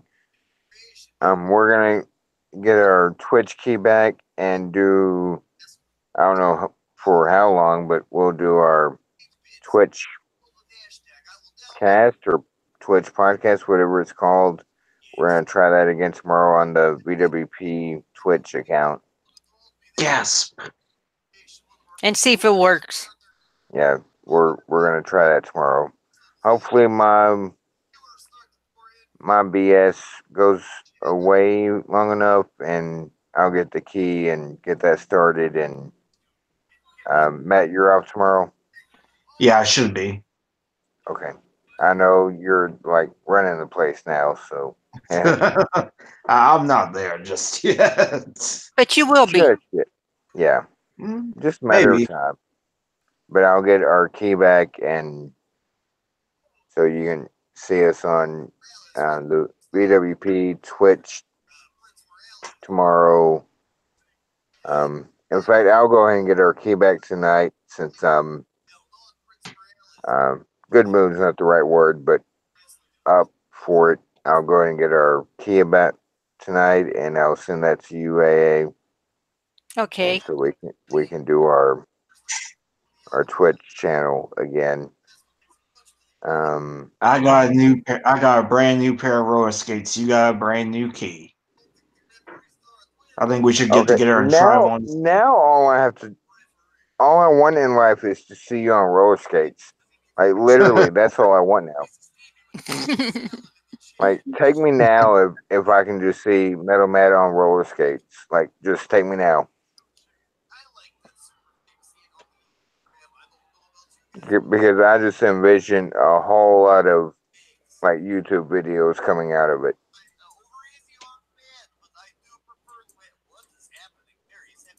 But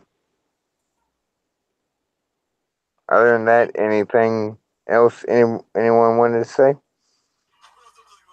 Nope. I can think of. Okay, I guess this wraps it up for this Tuesday edition of VWP. Find us tomorrow one way or another. We'll be on twitch.tv/violent wrestling podcast. No G in wrestling. One way or another, we'll make it happen. Love you guys. Thank you all for listening, and we'll talk to you soon. Love you all. Take good care, everyone. See ya. Wouldn't want to be you. Peace.